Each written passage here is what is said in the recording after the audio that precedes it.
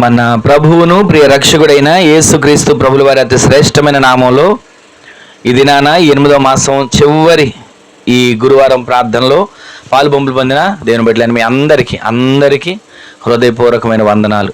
దేవుడు ఇంతవరకు మనలను మన కుటుంబాలను కంచెవేసి కాపాడి సజీవమైన రెక్కలను భద్రపరిచి ఆరోగ్యాన్నిచ్చి క్షేమాన్నిచ్చి మనల్ని నిత్యము కూడా ఆయన కృపచేత బలపరుస్తున్న దేవునికి ఒక్క క్షణం చేతులైతే అందరి స్తోత్రాలు చెప్దాం. హల్లెలూయా, హల్లెలూయా. కొద్దిసేపు మనం దేవుని మాటలు ధ్యానం చేద్దాం. దేవుని మాట జీవం కలిగిన మాట. మనుష్యుడు రొట్టె వలన కాక దేవుని నోట నుండి వచ్చే మాట వలన జీవిస్తాడు. ఆ మాట మనల్ని బ్రతికించే మాట, దిద్దే మాట, సరిచేసే మాట, ఒప్పింపజేసే మాట. ప్రతిదినము మనం సరైన వాక్య సంబంధమైన మార్గాల్లో నడిపించబడడానికి దోహదపడే మాట. ఆ మాటలు మనం ప్రతిరోజు వింటూనే ఉంటాం. ఫోన్లో వాక్యాన్ని వినేవాళ్ళు ఉంటారు, టీవీలో వాక్యాన్ని వినేవాళ్ళు ఉంటారు, లేదా ప్రతిరోజు కూడా ఏదో ఒక రకంగా వాక్యాన్ని వినేవాళ్ళు లేకపోలేదని చెప్పడానికి సందేహం లేదు. ఎందుకంటే ఎక్కడ చూసినా మీరు ఫోన్ ఆన్ చేసినా, ఒకవేళ ఫేస్బుక్ ఆన్ చేసినా, యూట్యూబ్ ఆన్ చేసినా, ఇంట్లో ఒకవేళ టీవీలో ఏదైనా ఛానల్ పెట్టినా ఎక్కువగా వాక్యానికి సంబంధించిన మాటలే వినబడుతుంటాయి. దేవుని సందులో మనం నిత్యం కూడా బలపరచబడాలని దేవుడు ఏదో ఒక కోణంలో ఏదో ఒక రీతిగా మనతో మాట్లాడుతూనే ఉన్నాడు. అయితే ఆ మాటలు మనల్ని నిత్యము బలపరచాలి, ధైర్యపరచాలి. ఏదో సమస్యలో ఉంటాం, ఏదో కన్నీరులో ఉంటాం, ఇక నా పరిస్థితి ఏంటి అని అనుకుంటాం. అనుకునే లోపే చేతిలో ఫోన్ అయినా ఆన్ చేస్తాం, లేదా ఇంట్లో టీవీ అన్నా పెడతాం. వెంటనే అక్కడ ఒక మాట ఏమని వస్తుందంటే, ఆ సమయంలో మనం ఏ విధంగా కృంగిపోయి ఉన్నామో, దిగులుతో ఉన్నామో, విచారణలో ఉన్నామో, మనల్ని ధైర్యపరిచే మాట మనకు ఎదురుగా వస్తుంది. అంటే ప్రతిరోజు కూడా ఫోన్లో మనకు ఒక మెసేజ్ వస్తుంది అని ఎదురు చూస్తాం. ఎవరి ద్వారా వచ్చింది మెసేజ్, లేకపోతే ఎవరిదైనా ఫోన్ వచ్చిందా? ఎవరైనా సరే ఒకవేళ మనకి ఫోన్ వినబడకపోయినా అవసరం దాన్ని నొక్కైనా చూస్తాం, ఎందుకంటే ఎవరైనా ఫోన్ చేశారేమోనని. అలాగే ప్రతిరోజు కూడా మనకు వాక్యమైన దేవుడు ఆయన ఒక మెసేజ్ని పంపించాలి. ఆయన మనతో మాట్లాడడానికి మన కోసం దిగి రావాలి అని మనం ఎదురు చూడాలి. అలా మనం ఎదురు చూడగలిగితే మరింత ఆత్మీయతలో మనం నింపబడి ఆయనతో ముఖాముఖిగా మాట్లాడుతూ దర్శిస్తూ సహవాసము చేసే కృప దేవుడు దయచేయునుగాక. ఈరోజు క్లుప్తంగా ఒక మాటని మీకు జ్ఞాపకం చేస్తాను, తెలిసిన మాట. చూడండి, రూతు గ్రంథం 1వ అధ్యాయం 8వ వచనంలో రాయబడిన మాటను చూడండి. రూతు గ్రంథం 1వ అధ్యాయం 8వ వచనంలో రాయబడిన మాట, చివరిది, ఆ వచనంలో చివరి మాట.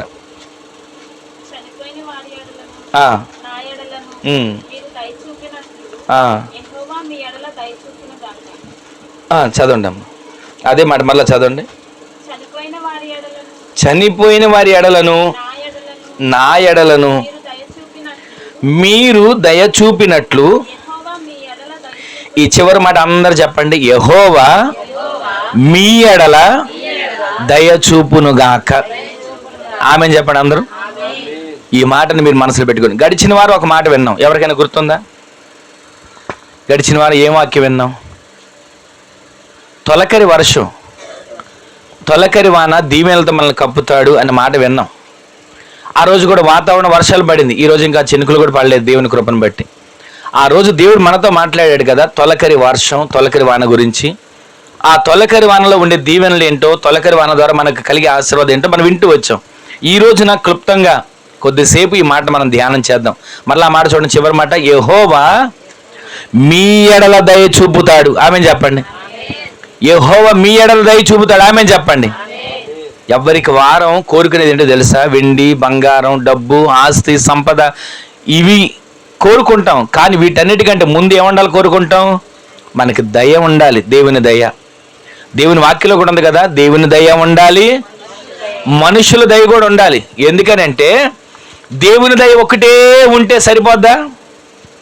ఎందుకంటే లోకంలో బ్రతుకుతున్నాం మనం. యోసేపుకు దేవుని దయ ఉందండి, అన్నల దయ లేదు, మనుషుల దయ లేదు. ఏమైంది? వరస పెట్టి కష్టాలు మొదలయ్యాయి, శ్రమలు మొదలయ్యాయి. అంటే వాటి ద్వారా కూడా దేవుడు దయ చూపిస్తానే ఉంటాడు. ఒక దినాన ఏం చేశాడు? ఈ కష్టాలు, కన్నీళ్లు, సమస్యలు వీటితోనే ముగించేశాడా? ఉన్నతమైన స్థితిని కలుగు చేశాడా? అలాగే మనకు ప్రతిరోజు కూడా దేవుని దయ మన మీద ఉండాలి. ఇక్కడ మనం చదివిన మాటలు మనం గమనిస్తే, యెహోవా మీ ఎడల దయ చూపుతాడు. ఆయన దయ చూపితే ఏం చేస్తాడో 3 విషయాలు మీకు నేను క్లుప్తంగా చెప్పి ముగించేస్తాను. యెహోవా మీ ఎడల దయ చూపుతాడు అని అంటున్నాడు కదా. ఇంతకీ ఇక్కడ ఎవరితో మాట్లాడుతున్నారు? ఈ చరిత్ర మనకు తెలిసిందేగా.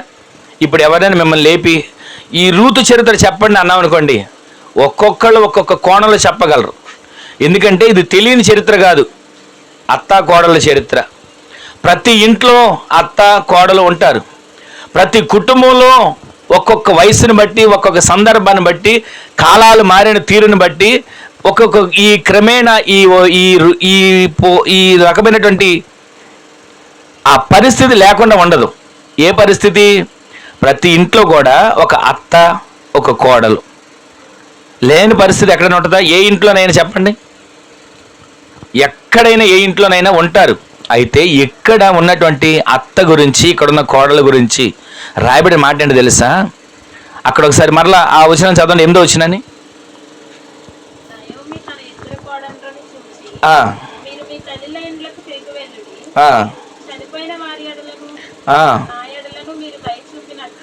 వారి ఇద్దరు కోడలు పిలిచిందా? చూసిందా? ఒక్కళ్ళనే చూసిందా? ఇద్దరు కోడలు పిలిచి జరిగిన చరిత్ర మనకు తెలిసిందే. చిన్న క్లుప్తంగా నేను ముగించేస్తాను, వినండి. ఆ ఇద్దరు కోడలు ఆ ఊరు వెళ్ళింది ఈమె నయోమి. ఎక్కడి నుంచి వెళ్ళిందండి చెప్పండి? బెత్లెహేము అంటే రొట్టెల గృహం. ఈ మోయాబు అంటే ఏంటి చెప్పండి? మోయాబు అంటే చెత్త కుండి. బెత్లెహేము అన్నమాట రొట్టెల గృహంలో ఉండకుండా అసలు మోయాబు ఎందుకు వెళ్ళింది? ఇక్కడ మీరు ఆలోచిస్తే తెలిసిన మాటలే. మోయాబు అనేటువంటి ఆ చెత్త కుండి అనే ఊరికి ఎందుకు వెళ్ళిందో చెప్పనా? బెత్లెహేము అనే రొట్టెల గృహంలో కష్టాలు వచ్చాయి, కన్నీళ్ళు వచ్చాయి, నష్టాలు వచ్చాయి, కరువు వచ్చింది. ఆ పరిస్థితిలో కరువు వచ్చినప్పుడు ఏం చేయాలి? యోసేపు కాలంలో కరువు వచ్చింది. యాకోబు ఏం చెప్పాడు? పలానా ఐగుప్తు దేశంలో ధాన్యం అమ్ముతున్నారంటే అక్కడికి వెళ్ళి ధాన్యం తీసుకురండి. ధాన్యం తీసుకుని రమ్మన్నాడు, కానీ మనం వెళ్ళి ఐగుప్తులో ఉందాం అని అన్నాడా? అక్కడి నుంచి కబురు వచ్చిన తర్వాత ప్రయాణం చేసి వెళ్ళాడు. ఇక్కడ మనం గమనిస్తే బెత్లెహేములో కరువు వచ్చిందండి. కరువు రాగానే ఏం చేయాలి? దేవా, మాకు ఈ పరిస్థితి వచ్చింది, కరువు మమ్మల్ని అల్లాడింపజేస్తుంది, కనీసం పిల్లలకి ఇంత అన్నం పెట్టుకునే యోగ్యత కూడా కనపడట్లేదు అని దేవుని సన్నిధిలో మనం ప్రార్థన చేస్తే, మన దేవుడు ఎవరు? ఆకాశ పక్షులను పోషించే దేవుడు కదా. మనల్ని విడిచిపెడతాడా? మనల్ని పోషించకుండా ఉంటాడా? ఏదో రకంగా పోషిస్తాడు, ఏదో రకంగా ఆయన మనల్ని ఆకలి తీరుస్తాడు. కడుపుతో మాడిపోయి, కడుపు అల్లాడిపోయి మనం చనిపోతాం అనే పరిస్థితి రానివ్వడు. ఆయన పోషించే దేవుడు. అయితే దేవుని దయ మన మీద ఎప్పుడు చూపుతానుంటాడు. దయ చూపే ముందు జరిగిన మాటలు నేను మీకు జ్ఞాపకం చేస్తున్నా. ఆయన దయ చూపిస్తే ఏమవుతుందో 3 విషయాలు నేను చెప్పి ముగించేస్తా. దయ చూపుతాడు అని ఈమె చెప్తుంది కోడలిద్దరిని చూసి. అమ్మా ఓర్పా ఒక మాట విను, రూతు ఒక మాట విను, నేను ఒక మాట చెప్తాను వినండి. నేను బెత్లెహేము అనబడిన రొట్టెల గృహాన్ని విడిచి మోయాబు అనే చెత్త కుండి ఉన్న దేశానికి వచ్చిన నేను సమృద్ధి కలిగిన దానిగా వచ్చా. అక్కడి నుంచి సంతోషంతో వచ్చా, భర్తతో వచ్చా, 2 కుమారులతో వచ్చా. కానీ ఇక్కడికి వచ్చాను, ఏదో కష్టపడుతున్నా, కడుపు నింపుకుంటున్నా, రోజు గడుపుకుంటున్నా, ఈ ఎంతో కొంత నాకున్న దాంట్లో తృప్తిగా ఉంటున్నాను అనుకున్నా. వయసు వచ్చిందని నా 2 కుమారులకి పెళ్ళిళ్ళు చేశా మిమ్మల్ని తీసుకొచ్చి. అయితే నా చరిత్ర తిరగబడింది, నాకున్న పరిస్థితి అంతా అడ్డం తిరిగిపోయింది. ఇక నాకు మంచి రోజులు కనబడే దారి లేదు. నా భర్త లేడు, మీ 2 భర్తలు లేరు కనుక నువ్వు ఒక పని చెయ్యి, మీరిద్దరు ఒక పని చేయండి. నేను ఇక్కడికి వచ్చినప్పుడు సంతోషంతోనే వచ్చా, అన్ని సమృద్ధిగానే వచ్చా. ఇప్పుడు అన్నీ పోగొట్టుకొని రిక్తురాలుగా నా ఊరు వెళ్ళిపోతున్నా. మీ ఇద్దరిని నాతో పాటు రమ్మండం న్యాయం కాదు, భావ్యం కాదు. అయితే మీరిద్దరు కూడా వయసులో ఉన్నారు, ఇదిగో మీ ఊరు వెళ్ళిపోండి, మీ మోయాబు దేశంలో ఉండండి, మరలా వివాహాలు చేసుకుని మీ జీవితాన్ని కొనసాగించండి అంటే, ఓర్ప అనే వ్యక్తి ఆ పెద్ద కోడలు ఏం చేసిందంటే, ఈ మాట మనసులో ముందుగానే అనుకుని ఉంటుంది, అత్త కోడలు అంటే బాగుండు, వెళ్ళిపోదాం అన్న ఆలోచన ఉండొచ్చు. వెంటనే ఈ మాట చెప్పగానే బైబిల్లో కనబడుతుంది, అత్తని ముద్దు పెట్టుకొని వెళ్ళిపోయింది. కానీ దానికి ముందు 2 కోడలు ఏమని మాట్లాడుకుంటారు చెప్పనా? 2 కోడలు కలిసి ఒక చోట మాట్లాడుకుంటున్నారు. మన ఇద్దరిని అత్త ఊరు వెళ్ళిపోతానంటుంది, తీసుకెళ్తానంటుంది. ఏం చేద్దాం అంటే ఆ పెద్ద కోడలు అప్పుడే అన్నది, నా వల్ల అయితే కాదు, అక్కడ ఆ అత్తకి ఏముందో ఏమి లేదో మనకేం తెలుసు, అక్కడ మనం పోషిస్తుందో పోషించలేదో మనకేం అర్థం అవుతుంది, నేను మాత్రం రాను, వెనక్కి వెళ్ళిపోతాను అని ఉంటుంది. అప్పుడు రూత్ ఏమని అంటుందో తెలుసా? అత్తతో తర్వాత అంది కదా, నీ జనమే నీ దేవుడే. ఆ మాట ముందు తన తోడి కోడలతో చెప్పి ఉంటుంది. ఏమని చెప్పిందంటే, ఇదిగో నేను అత్తతో పాటే వెళ్తా. ఒకప్పుడు మన పరిస్థితి ఏంటి, ఒకప్పుడు మనకు ఉన్నటువంటి పద్ధతులు ఏంటి, వాళ్ళు కుటుంబంలో దేవుని గురించి మాట్లాడుకుంటుంటే మనం విన్నాం కదా. వాళ్ళ దేవుడి గురించి వాళ్ళు ప్రార్థన చేస్తుంటే, వాళ్ళ దేవుడి గురించి వాళ్ళు చెప్పుకుంటున్నప్పుడు వాళ్ళ దేవుడు ఎన్ని గొప్ప కార్యాలు చేస్తాడో చెప్తుంటే మనం విన్నాం కదా. ఆ దేవుని దగ్గరికి నేను వెళ్తా, మా అత్త ఎక్కడ ఉంటుందో అక్కడే నేనుంటా, నా అత్తకి ఏ జనంతో ఉన్నారో ఆ జనమే నా జనం, నా అత్తకి ఏ దేవుడిని ఆరాధిస్తుందో ఆ దేవుడే నా దేవుడు అని మొదట అత్తకి చెప్పక ముందే తన తోడి కోడలకు చెప్పింది. రావడం అత్తతో ఈ మాట చెప్పింది. చెప్పగానే పెద్ద కోడలు చక్కగా ముద్దు పెట్టుకుని వెళ్ళిపోయింది. చిన్న కోడలు అత్తతో పాటు ప్రయాణం చేసి మొదలు పెడితే ఆ ప్రయాణంలో దేవుడు విడిచిపెట్టాడా? అక్కడ రాయబడిన మాట ఏంటో తెలుసా? దేవుడు యెహోవా నీ ఎడల దయ చూపుతాడు. ఆమెన్ చెప్పండి. దయ చూపే దేవుడు విడిచిపెట్టలా. రిక్తురాలిగా వచ్చింది, చరిత్ర అంతా మనకు తెలిసిందేగా. పొలంలో పరిగెరుకోవడానికి వెళ్ళిందని, ఆ పొలంలో వాళ్ళు పెట్టిన పేలాలు తిని కొన్ని దాచుకొని మళ్ళీ మూట కట్టుకుని ఎవరికి తెచ్చింది?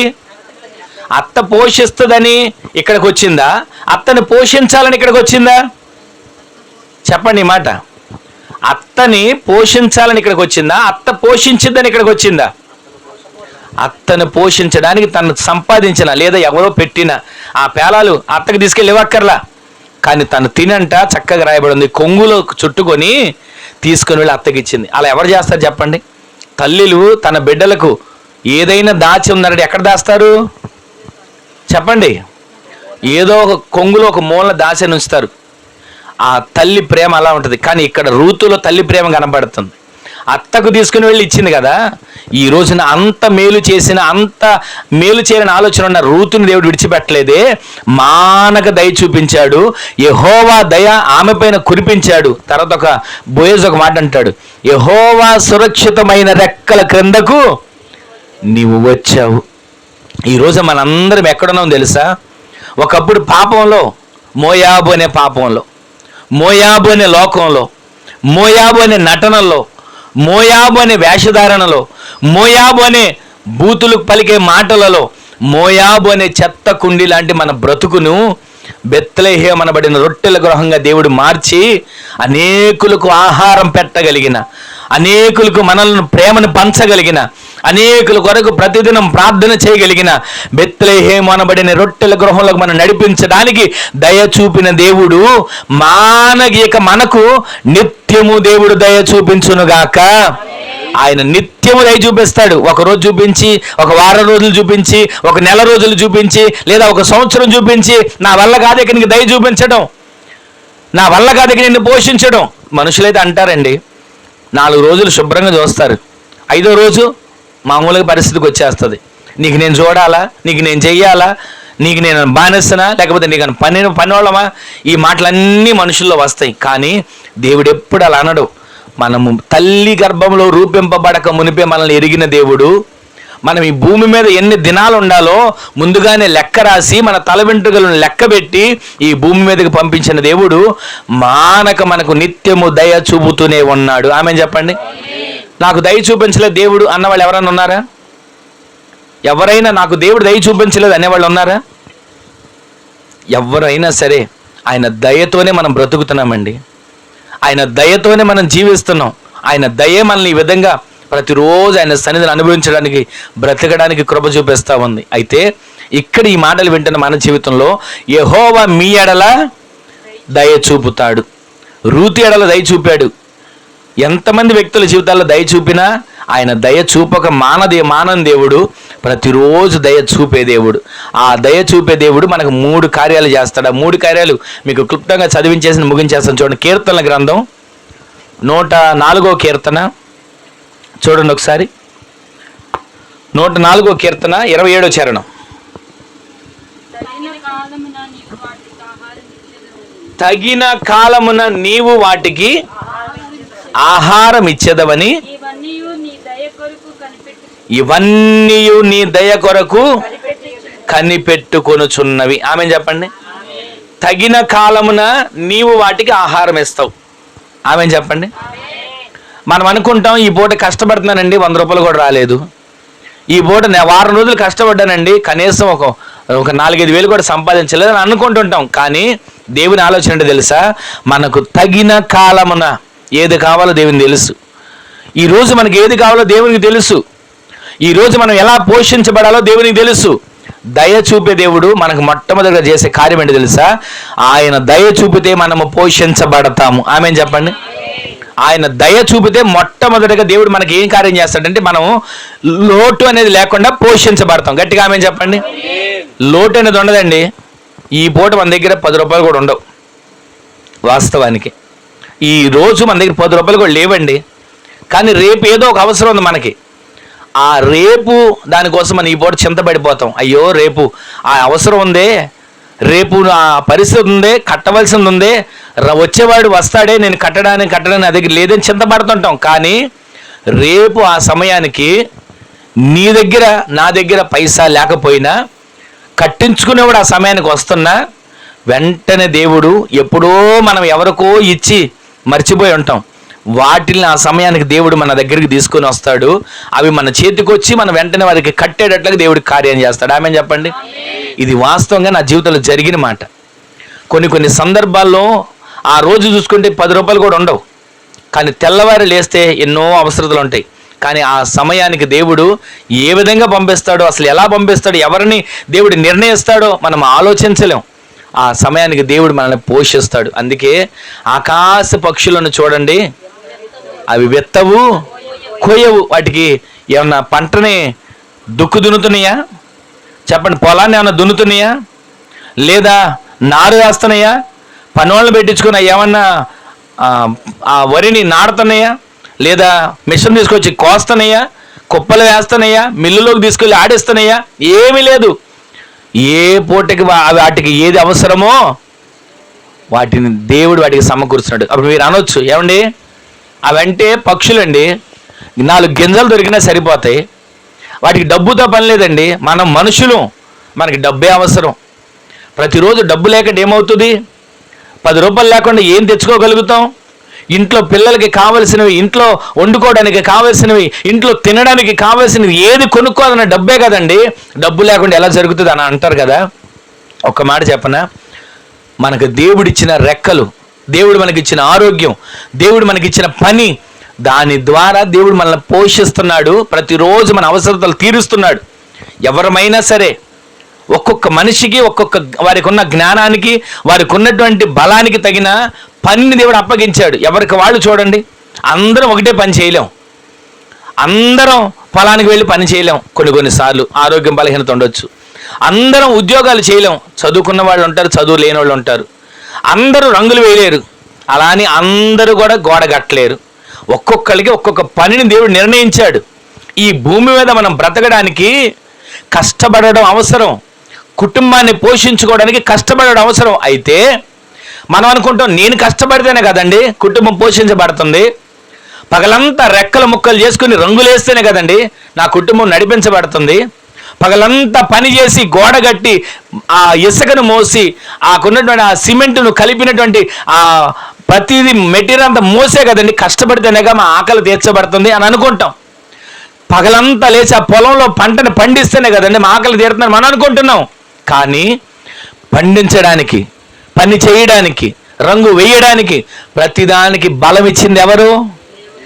దేవుడే. బలం ఇవ్వకపోతే ఇప్పుడు వచ్చినాయి కదా బలహీనతల జ్వరాలు. ఆ జ్వరాలు 10 రోజుల పాటు ఒక మనిషికి జ్వరం వస్తే 1 రోజుల పాటు నీరసంతో ఉంటున్నాడు. ఆ 1 రోజుల పాటు ఏ పనికి వెళ్ళగలుగుతాం? ఆ 1 రోజుల పాటు ఏం కష్టపడగలుగుతాం? కానీ ఆ 1 రోజులకి కావలసిన ప్రతి అవసరత దానికి ముందే దేవుడు మనకు సిద్ధపరుస్తున్నాడు. ఆమె చెప్పండి. మన ఇంట్లో ఏది లోటు లేకుండా ఒకప్పుడు కష్టపడుతున్నాం కదా, దాన్ని కూర్చుకునేట్లుగా దేవుడు నేర్పిస్తాడు. కష్టపడింది ఈ వారం కష్టపడ్డం అయిపోయిందండి, నెల కష్టపడ్డం అయిపోయిందండి, 10 రోజులు కష్టపడ్డం అయిపోయిందండి.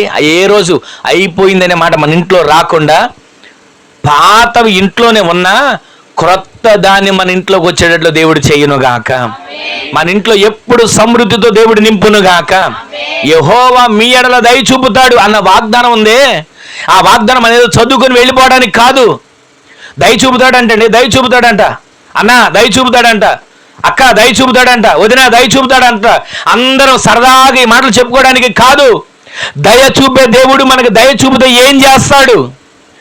దయ చూపే దేవుడు మన పక్షాన ఆయన దయని కుమ్మరించడానికి ఏమేమి కార్యాలు చేస్తాడు? అవసరమైతే ఆకాశాన్ని తెరుస్తాడండి. అవసరమైతే మన శత్రువులను కూడా మనకు ఆహారం పెట్టేటట్లు మిత్రులాగా చేస్తాడండి.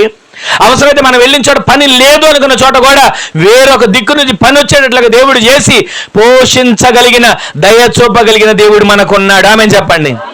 ఆ దేవుడు ప్రతిరోజు కూడా మానక మనకు దయ చూపుతూనే ఉన్నాడు, చూపుతూనే ఉన్నాడు, చూపుతూనే ఉన్నాడు. ఆ దయలోనే మనం బ్రతుకుతున్నాం. ఆమె చెప్పండి.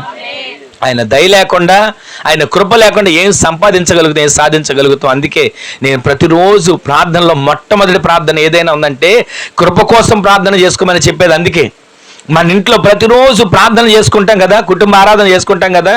ప్రతిరోజు ఒక సమయానికి కుటుంబం అంతా కలిసి ఆయన సన్నిధిలో కూడుకుని ఒక చిన్న పల్లవి పాడుకొని ఒక వాక్యాన్ని చదువుకొని ఆయన సన్నిధిలో ప్రార్థన చేసుకుంటున్నాం కదా. ఆయన దయ చూపక మాంతాడా మనకి? చెప్పండి. మానేవాడు కాడు.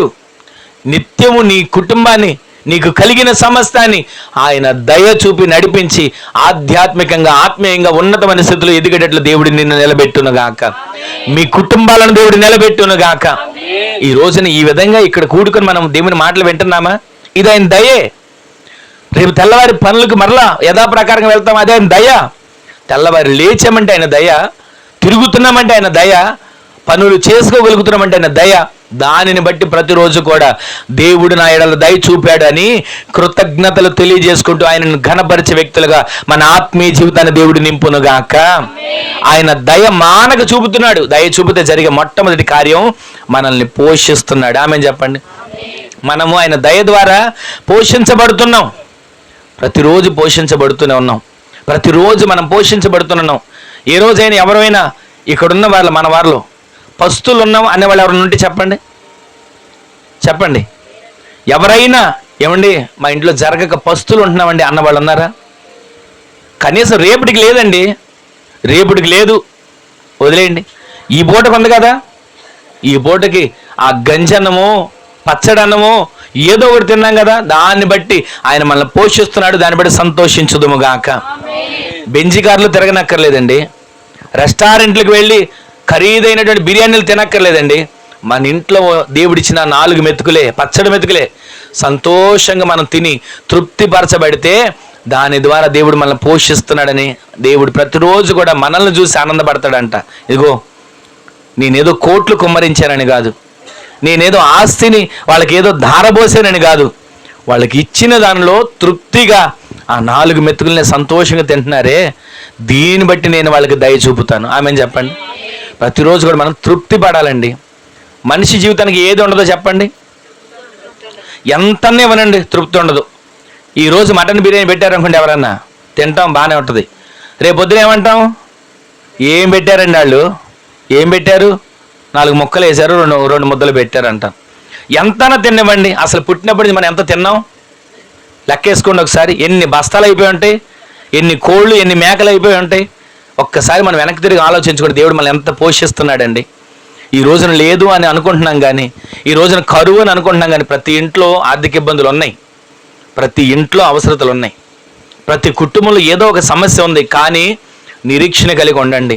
యెహోవా నా ఎడల దయ చూపుతాడు అనుకోండి, అనండి ఒకసారి. యెహోవా నా కుటుంబం ఎడల దయ చూపుతాడు అనండి. ఆ దయ చూపే దేవుడు మొట్టమొదటి నిన్ను ఏం చేయబోతున్నాడు? ఆయన నిన్ను పోషిస్తున్నాడు. ఆమె చెప్పండి. పోషించే దేవుడు నిత్యము నీకు పోషడుగా ఉండి నడిపించునుగాక. చాలా మాటలు ఉన్నా ఒకే ఒక్క మాట మీకు చెప్తున్నాను. ప్రతిరోజు ఆయన మనల్ని పోషిస్తున్నాడు అని విశ్వాసంతో ఆయన్ని మహింపరుస్తున్నామా? దేవా, ఈ పూట ఆహారం ఇచ్చి నన్ను పోషించవయ్యా, ఈ రోజున వస్త్రం ఇచ్చి నన్ను పోషించవయ్యా, ఈ రోజున ప్రతిదీ నా కుటుంబంలో నా బిడ్డలకి ఇంత ముద్ద పెట్టుకున్నట్లుగా నన్ను పోషించవయ్యా అని కృతజ్ఞతలు తెలియజేస్తున్నామా? పెట్టగానే వెంటనే ముద్ద నోట్లో పెట్టుకుని తింటున్నామా? ప్రతిరోజు కూడా అన్నం పెట్టుకున్నప్పుడు మీరు ఒక చిన్న ప్రార్థన, అయ్యా నన్ను పోషిస్తున్నావు, నా కుటుంబాన్ని పోషిస్తున్నావు. నేను తినే ప్రతి ముద్దని దేవుని స్తుతిస్తూనే తింటానండి. ఒక్క మెతుకు కూడా పళ్ళెలను వదలడానికి ఇష్టపడిన. ఎందుకంటే ఒకప్పుడు ఏమీ లేని పరిస్థితుల్లో మేము ఎంత తలడిల్లిపోయామో. అన్నం నీరైపోతే ఆ నీరైపోయిన అన్నంలో నీళ్లు పోసుకొని తిన్న రోజులు ఉన్నాయి. ఎంత పరిస్థితుల్లో నుంచి వచ్చామంటే దేవుడు ఈరోజు ఈ విధంగా దయ చూపుతూ వచ్చాడు. ఆ పరిస్థితిని మర్చిపోకూడదు. ఒకప్పుడున్న పరిస్థితిని జ్ఞాపకం ఉంచుకోవాలి. ఏ పరిస్థితుల నుంచి దేవుడు లేవనెత్తాడు. 15 సెంట్ల స్థలంలో 2 ఇళ్ళు ఉన్న వాటిని అమ్మేసుకుంటే అప్పులన్నీ తీరకపోగా ఇంకా కొంత అప్పుతో మేము బయటపడ్డాం. ఆ పరిస్థితిలో నుంచి దేవుడిని నమ్ముకున్న తర్వాత, ఆయన వైపు తిరిగిన తర్వాత ఒక్కొక్కటిగా దేవుడు మమ్మల్ని ఆశీర్వదించి మేమున్న స్థలంలోనే చేసే చిన్న ఉద్యోగమే. నేను చేరినప్పుడు ఒక బంకులో నేను హెల్పర్గా జాయిన్ అయినప్పుడు 400 రూపాయల జీతానికి చేరాను.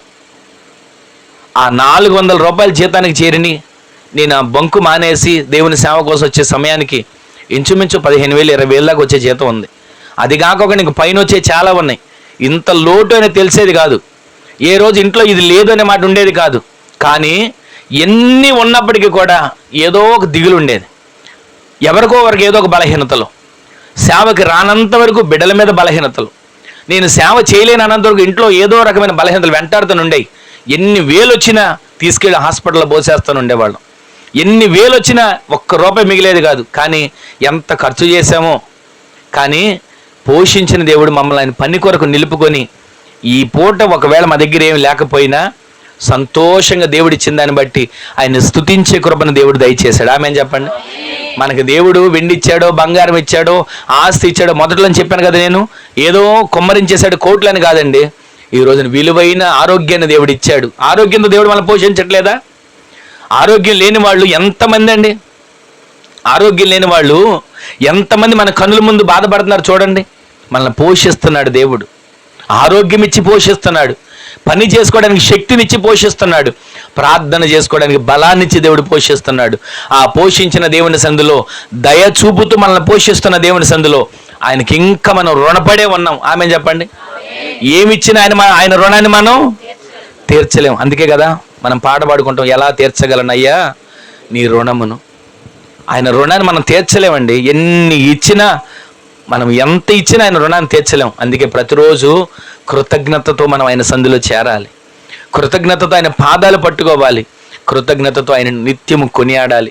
అలా చేసి చూడండి, మీ ఇంట్లో లోటు అనేది లేకుండా, రేపు అనే దాని గురించి దిగులు లేకుండా దేవుడు మిమ్మల్ని, మీ కుటుంబాలను పోషించబోతున్నాడు. ఆమేన్ చెప్పండి.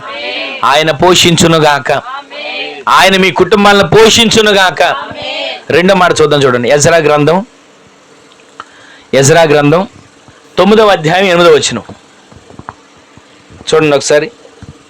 ఎజ్రా గ్రంథం మా దేవుడు మా నేత్రములను వెలిగించి మా దాస్యంలో మమ్మల్ని కొంచెము తెప్పరిల్లు చేయనట్లుగాను, మాలో ఒక శేషము ఉండనిచ్చినట్లుగాను, తన పరిశుద్ధ స్థలమందు మమ్మల్ని స్థిరపరచినట్లుగాను, తన పరిశుద్ధ స్థలమందు మమ్ములను స్థిరపరచునట్లుగాను, మా దేవుడైన యెహోవా కొంత మట్టుకు మా ఎడల దయ చూపించి, మా దేవుడైన యెహోవా కొంత మట్టుకు మా ఎడల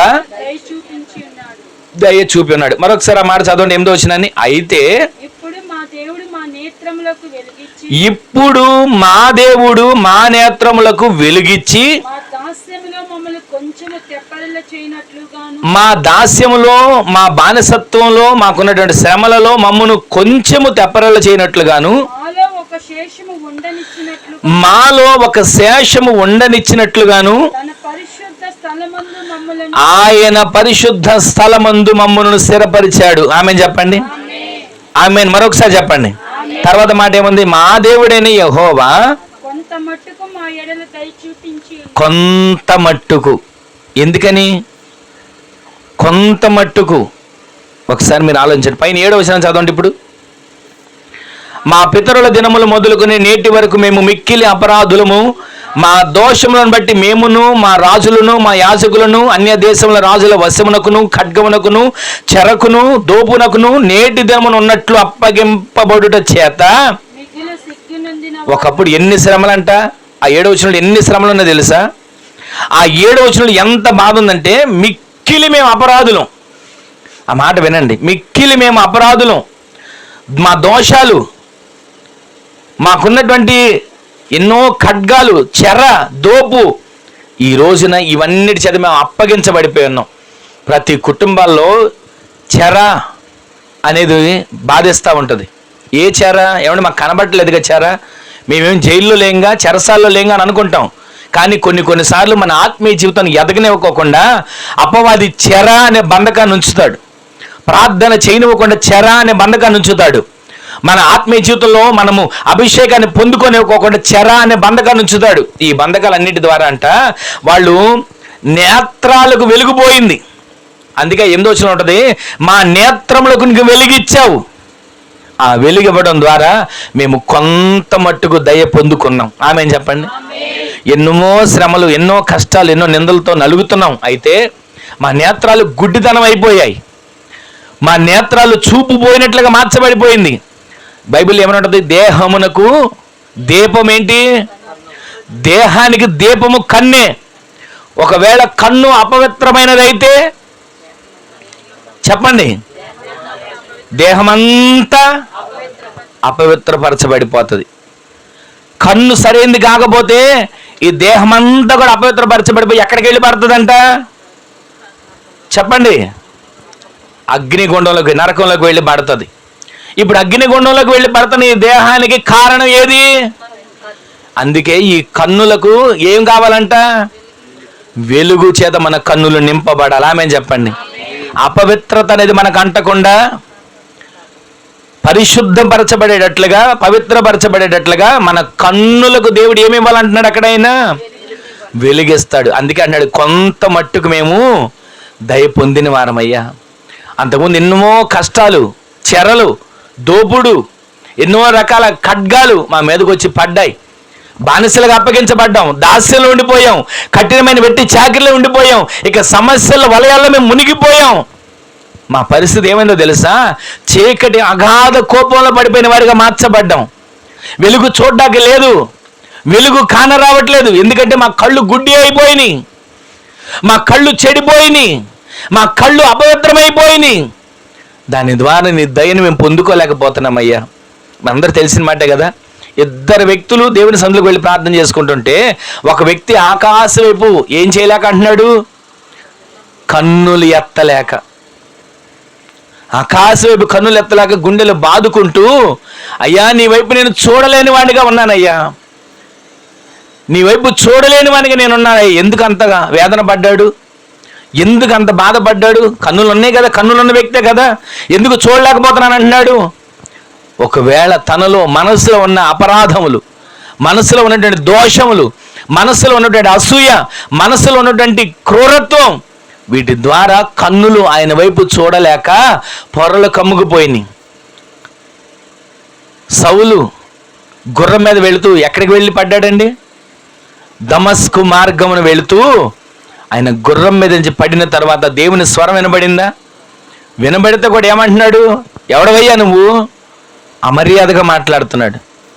ఎవడు నువ్వు అని అంటుంటే ఆయన అంటున్నాడు, నేనెవరినో తెలుసా? నీవు హింసిస్తున్నా యేసును నేనే అనగానే ఒక్కసారిగా కుప్పగూలిపోయాడండి. తర్వాత సేవకుడు వచ్చాడు, తన మీద చేతులుంచి ప్రార్థన చేయగా ఏం రాలిని చెప్పండి?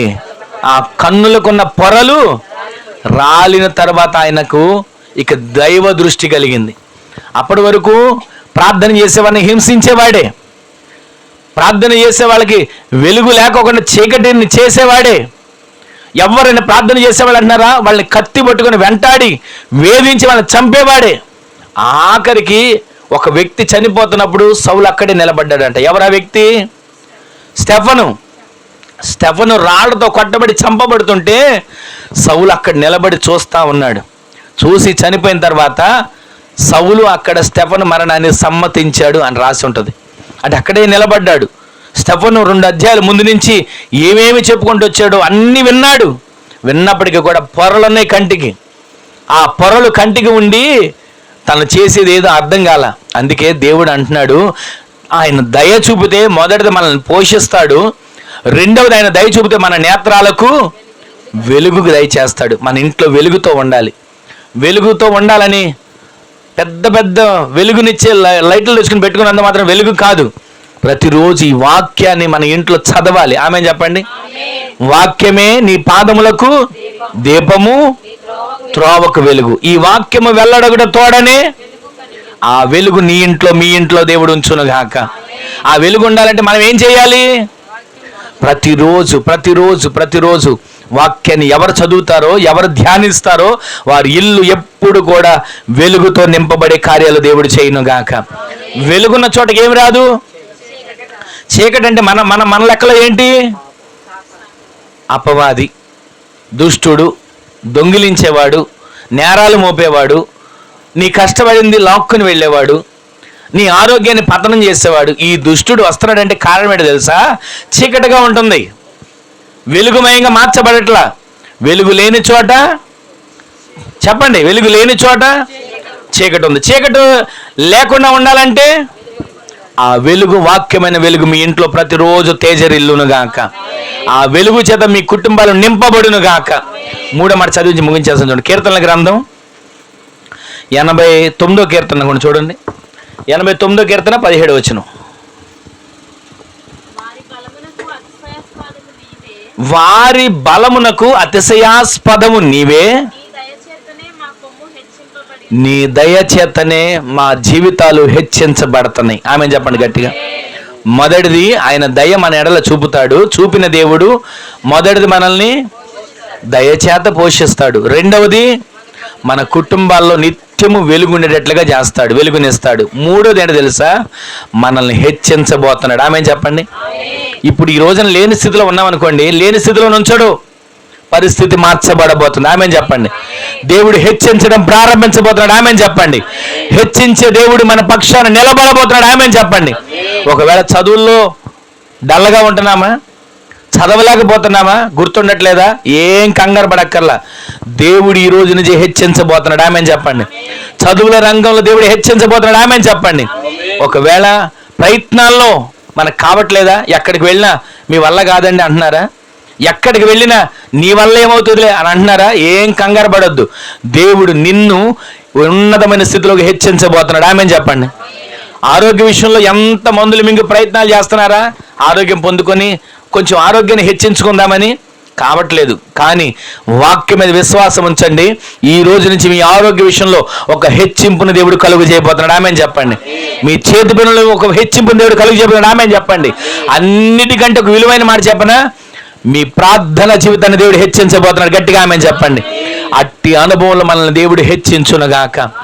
ఎక్కడో అనాథగా ఉన్నటువంటి ఎస్తేర్ని ఎంతగా హెచ్చించాడు దేవుడు? 127 సంస్థానాల మీద రాణిగా హెచ్చించాడు. ఎక్కడో గొర్రెల దొడ్లో ఆ గొర్రెల వెంట తిరుగుతూ యెహోవా నా కాపరి అన్న దావీదుని ఏం చేశాడు దేవుడు? సింహాసనం మీద హెచ్చించాడు. ఎక్కడెక్కడో ఎందరో మన పితరుల జీవితాల్లో ఎన్నో కార్యాలు చేస్తూ వచ్చాడు కదా. ఈ కార్యాలను మనం వినడానికి, చదువుకోవడానికైనా మనం అనుభవించొద్దా? మనం అనుకుంటాం ఏమోనండి, ఎవరు అనుభవిస్తారు, నేను అనుభవించకపోయినా నా పిల్లలన్నీ అనుభవిస్తే చాలండి అని అనుకుంటారు పెద్దోళ్ళు.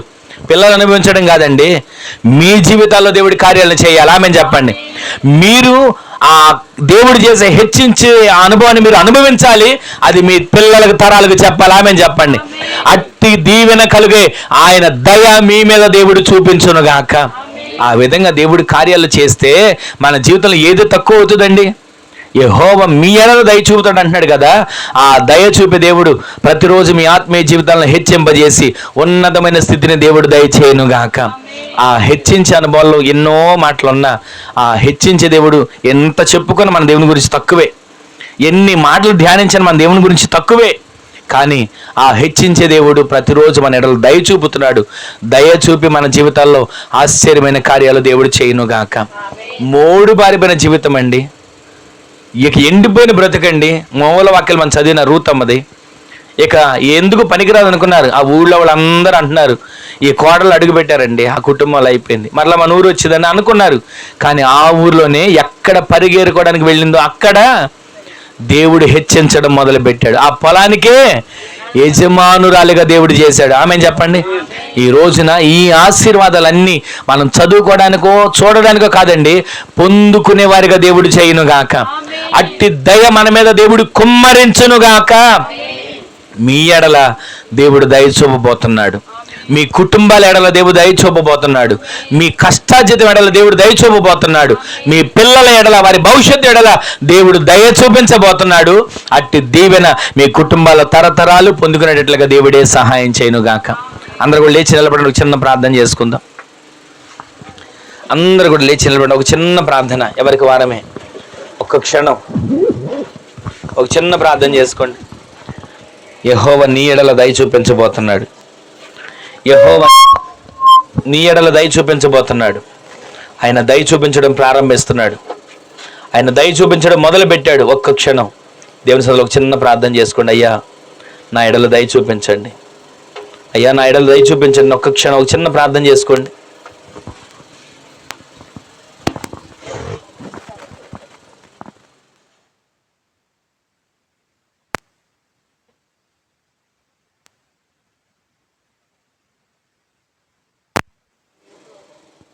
ఒక చిన్న ప్రార్థన.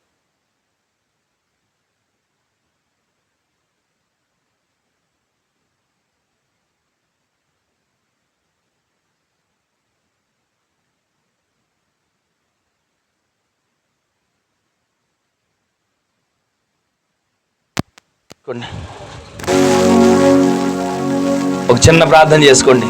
దేవా నా ఎడల దయ చూపించవా, నా బిడ్డల ఎడల దయ చూపించవా, నా కుటుంబం ఎడల దయ చూపించవా. నీవు దయ చూపిస్తే నా కుటుంబం పోషించబడుతుందయ్యా. నీవు దయ చూపిస్తే నా ఆత్మీయ జీవితం, నా కుటుంబం వెలుగుతో నింపబడుతుందయ్యా. నీవు దయ చూపిస్తే నా కుటుంబం, నా ఆత్మీయ జీవితం హెచ్చించబడుతుందయ్యా. ఆ విధంగా నా పట్ల కార్యాన్ని చేయవంటే ఒక్క క్షణం. 3 మారిన జీవితాలను చిగురింపజేసేవాడా, మారాను మధురంగా మార్చేవాడా. నయ్యం అనుకుంటుంది, నన్ను ఇక మీదట నయ్యమని పిలవద్దు, మారా అని పిలవండి అని అంటుంది. కానీ ఆ మారాను మధురంగా మార్చిన దేవుడు, మహిమ కలిగిన కార్యాలు చేసే దేవుడు. ఒక్క క్షణం ఒక చిన్న ప్రార్థన, ఒక్క క్షణం ఎవరికి వారు ఒక చిన్న ప్రార్థన చేసుకోండి. హల్లెలూయా, హల్లెలూయా, హల్లెలూయా. మారా అనుభవం మధురముగా మార్చగలవు నీవు. మారా అనుభవం మధురముగా మార్చగలవు నీవు. మహోన్నతుడా నీ కృపలో నేను నివసించుట, నా జీవిత ధన్యతయున్నది. మహోన్నతుడా నీ కృపలో నేను నివసించుట, మహోన్నతుడా నీ కృపలో నేను నివసించుట, మహోన్నతుడా నీ కృపలో నేను నివసించుట, నా జీవిత ధన్యతయున్నది. మౌడు బారిన జీవితాలను చిగురింపచేయగలవు నీవు. మౌడు బారిన జీవితాలను చిగురింపచేయగలవు నీవు. మారా అనుభవం మధురముగా మార్చగలవు ఆమె. మారా అనుభవం మధురముగా మార్చగలవు నీవు. మహోన్నతుడా నీ కృపలో నేను నివసించుట, నా జీవిత ధన్యతయున్నది. మహోన్నతుడా నీ కృపలో నేను, మహోన్నతుడా నీ కృపలో నేను, మహోన్నతుడా నీ కృపలో నేను నివసించుట, నా జీవిత ధన్యతయున్నది. ఆకువాడగా ఆత్మ ఫలములు ఆనందముతో ఫలించనా ఆకువాడక ఆత్మ ఫలములు ఆనందముతో ఫలించనా జీవజలముల ఊటయైనా నీ ఓరన నన్ను నాటిదివా జీవజలముల ఊటయైనా నీ ఓరన నన్ను నాటిదివా మహోన్నతుడా నీ కృపలో నేను నివసించుట నా జీవిత ధన్యతయున్నది మహోన్నతుడా నీ కృపలో నేను నివసించుట మహోన్నతుడా నీ కృపలో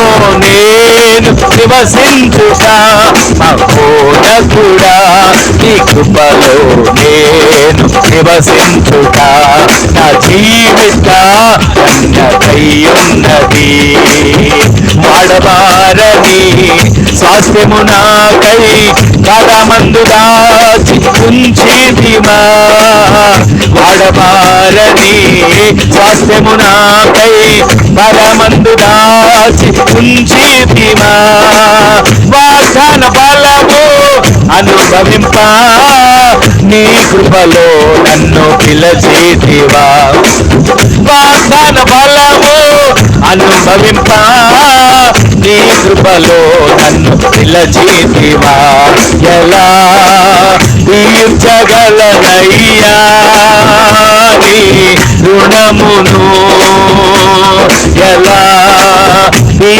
తీర్చగలనయ్యా నీ రుణమును తిరిగి నలిగిన హృదయముతో నిత్యము నిన్ను సేవించుతూ తిరిగి నలిగిన హృదయముతో నిత్యము నిన్ను సేవించుచు యేసయ్యా నా జీవితం నీ పాద సేవకే అంకితం యేసయ్యా నా జీవితం నీ పాద సేవకే అంకితం యేసయ్యా నా జీవితం నీ పాద సేవకే అంకితం యేసయ్యా నా జీవితం నీ పాద సేవకే అంకితం యేసయ్యా నా జీవితం నీ పాద సేవకే అంకితం యేసయ్యా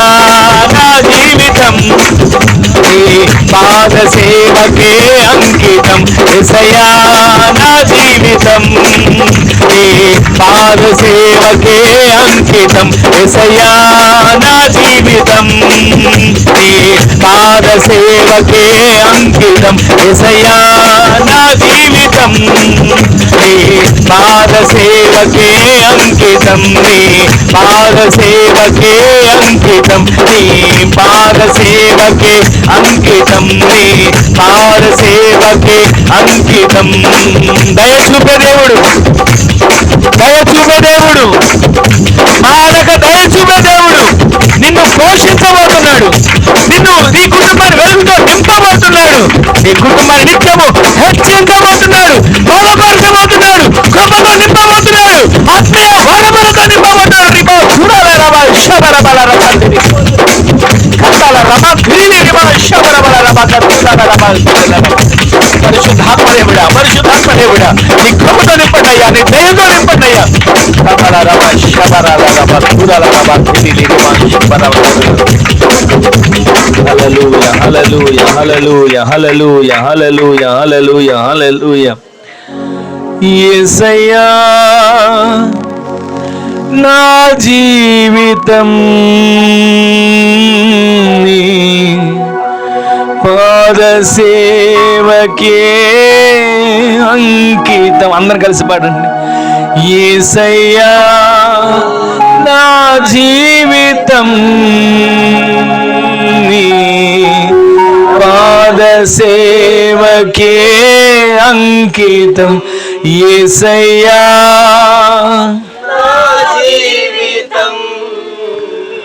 నీ పాద సేవకే ఎలా తీర్చగలనయ్యా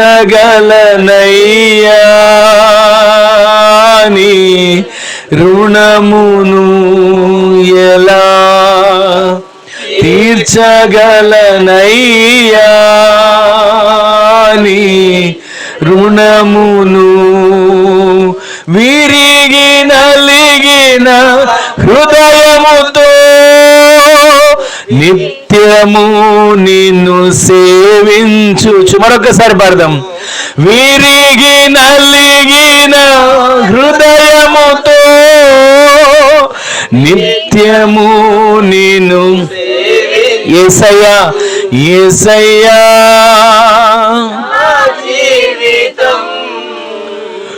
నీ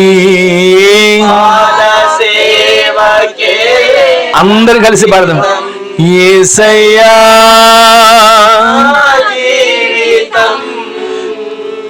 నీ పాద సేవకే. ప్రేమగల తండ్రి, పరిశుద్ధుడా, జీవాధిపతి, గొప్ప దేవుడా, నీ ఘనమైన శ్రేష్టమైన పరిశుద్ధమైన మీ ఉన్నతమైన నామాన్ని బట్టి మరొక్కసారి మీ పాదాల చెంతకు చేరుతున్నాం. దయ చూపే దేవునిగా ఈ దినాన్ని మీరు మా పట్ల మీ దయను చూపించినందుకు మీకు వందనాలయ్యా. మీ దయను పొందుకోవటానికి మేము ఏ పాటి వారమయ్యా? అర్హులం కాదు, యోగ్యులం కాదు. ఎందుకు పనికిరానటువంటి మమ్ములను నీ దయని మానగా చూపించి నీ దయలో మమ్మల్ని నిలబెట్టుకొని నీ దయలో మమ్మల్ని ప్రతిదినము కూడా నడిపించిన తండ్రి మీకు వందనాలు చెల్లిస్తున్నామయ్యా.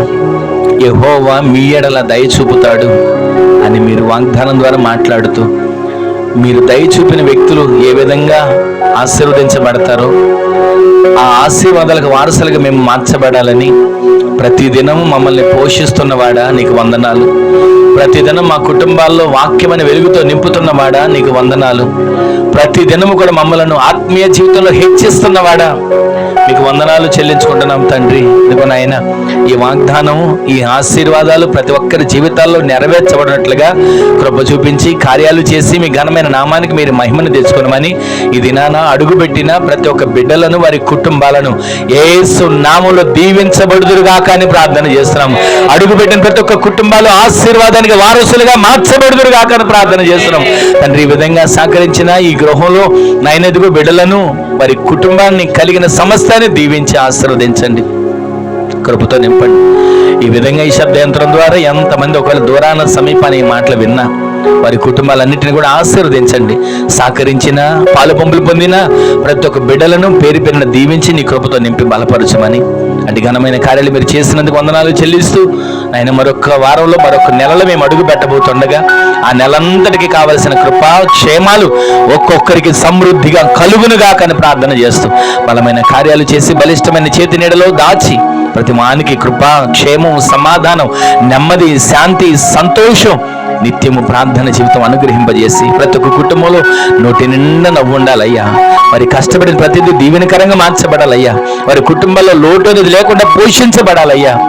ఆకాశ పక్షులను పోషిస్తున్నవాడా బిడ్డలు ప్రతి ఒక్క కుటుంబాలను పోషించి దీవించి ఆశీర్వదించి నీ రాకడ కొరకు సిద్ధపరచమని ఘనత మహిమ ప్రభావాలు మీ నామానికి ఆరోపించుకుంటూ నజరేయుడైన యేసు క్రీస్తు పరిశుద్ధమైన శక్తిగల నామంలో స్తుతించి ప్రార్థించి విన్నవించి అడిగి వేడుకొని పొందుకొని ఉన్నాము తండ్రి. ఆమేన్ ఆమేన్ ఆమేన్.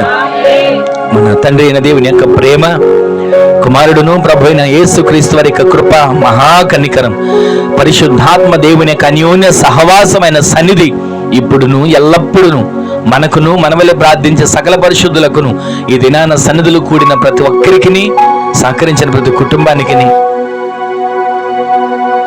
రాబోతున్న నెలకు ప్రతి ఒక్కరి జీవితాల్లో కృప సదాకాలం సమృద్ధిగా తోడయుండి నడిపించును గాక. ఆమేన్.